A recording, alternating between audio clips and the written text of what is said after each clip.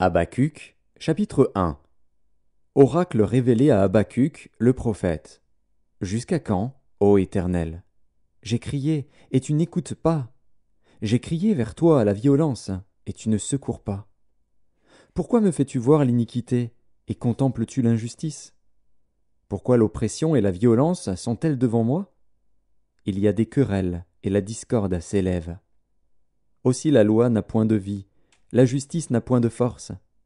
Car le méchant triomphe du juste, et l'on rend des jugements iniques. Jetez les yeux parmi les nations, regardez, et soyez saisis d'étonnement, d'épouvante. Car je vais faire en vos jours une œuvre que vous ne croiriez pas si on la racontait. Voici, je vais susciter les Chaldéens, peuple furibond et impétueux, qui traverse de vastes étendues de pays pour s'emparer de demeures qui ne sont pas à lui. Il est terrible et formidable. De lui seul viennent son droit et sa grandeur. Ses chevaux sont plus rapides que les léopards, plus agiles que les loups du soir, et ses cavaliers s'avancent avec orgueil. Ses cavaliers arrivent de loin. Ils volent comme l'aigle qui fond sur sa proie. Tout ce peuple vient pour se livrer au pillage.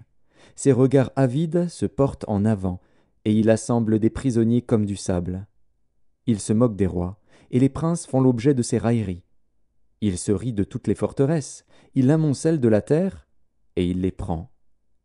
Alors son ardeur redouble, il poursuit sa marche, et il se rend coupable. Sa force à lui, voilà son Dieu.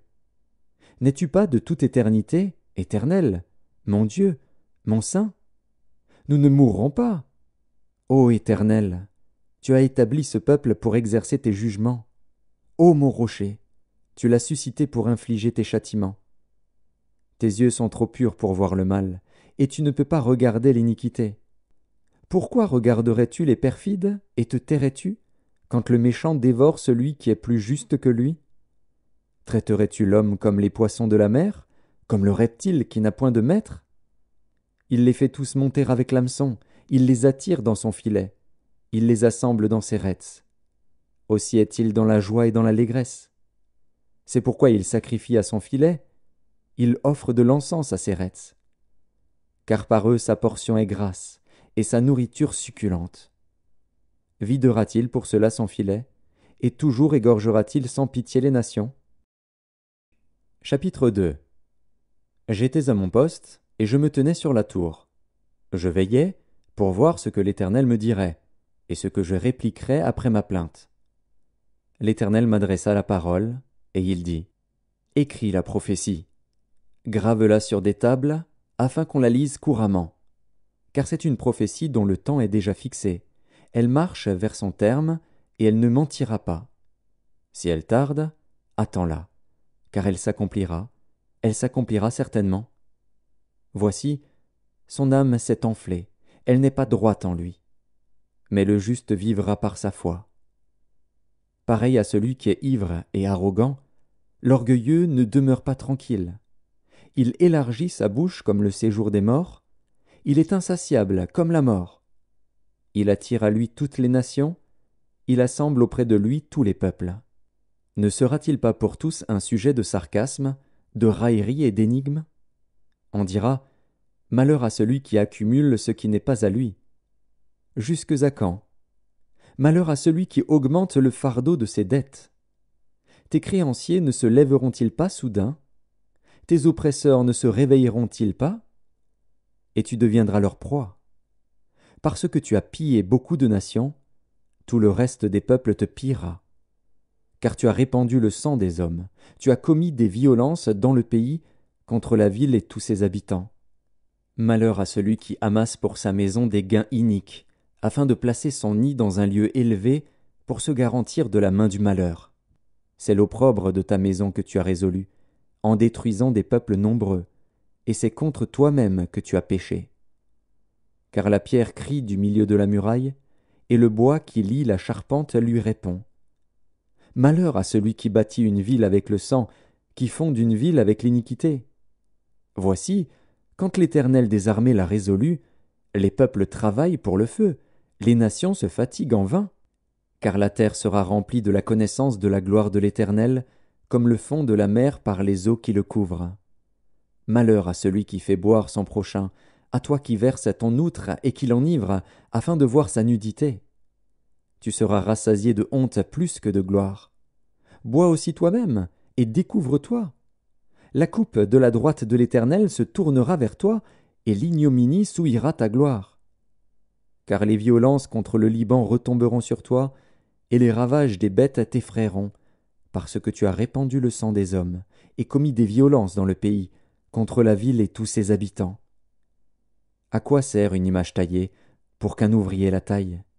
À quoi sert une image en fonte et qui enseigne le mensonge, pour que l'ouvrier qui l'a faite place en elle sa confiance, tandis qu'il fabrique des idoles muettes? Malheur à celui qui dit au bois, « Lève-toi », à une pierre muette, « Réveille-toi ». Donnera-t-elle instruction? Voici, elle est garnie d'or et d'argent, mais il n'y a point en elle un esprit qui l'anime. L'Éternel est dans son saint temple. Que toute la terre fasse silence devant lui. Chapitre 3. Prière d'Habacuc, le prophète. Éternel, j'ai entendu ce que tu as annoncé, je suis saisi de crainte. Accomplis ton œuvre dans le cours des années, ô Éternel.